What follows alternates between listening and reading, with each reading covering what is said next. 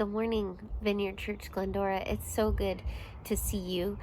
I wish that we were together, but for the time being, I am excited to share with you some things that I've been reflecting on lately.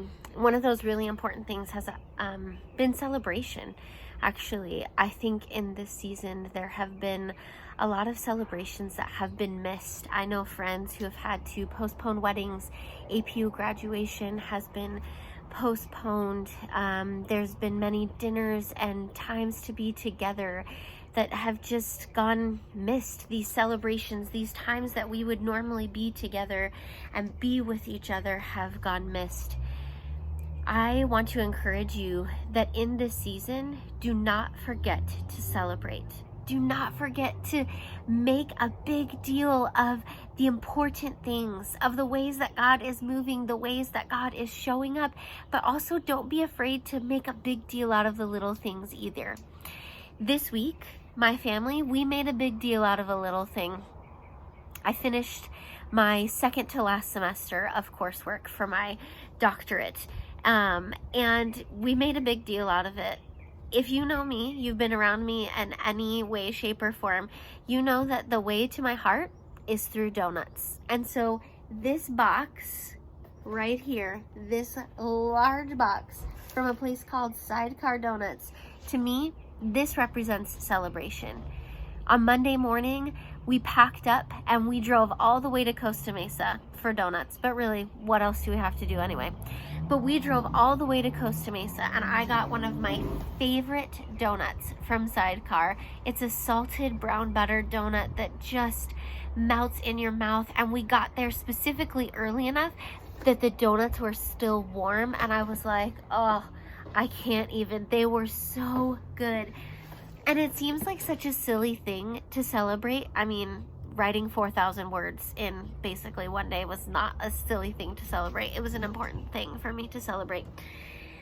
But it felt like such a small thing to celebrate, but it meant the world to me because I felt like in this season, I was not forgotten. I felt like in this season, the accomplishments that I have made are not forgotten. And in a way, it was like the accomplishments of all of the others that I have been a part of and seen have not been forgotten. And so it reminded me in 2 Thessalonians, Paul said this: "We must always give thanks to God for you, brothers and sisters, as is right, because your faith is growing abundantly, and the love of every one of you for one another is increasing. Therefore, we ourselves boast of you among the churches of God for your steadfastness and faith during all of your persecutions and the afflictions that you are enduring." This week, giving thanks for each and every one of you was getting a giant box of donuts, was eating my fill of a salted brown butter donut that tasted probably better than any donut I've ever had and ever will, because it's in the middle of the affliction that things are being celebrated. So friends, my question to you is, what can you celebrate today?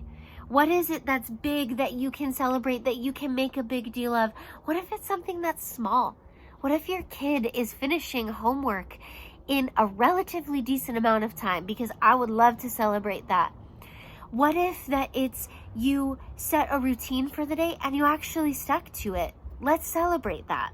What if it's that you went a whole week by reaching out to someone and having a contact with someone? How can you celebrate that? So celebrate things today. Give thanks to God because your faith is growing abundantly and the love of every one of you for one another is increasing. And so I, myself, want to boast for you today.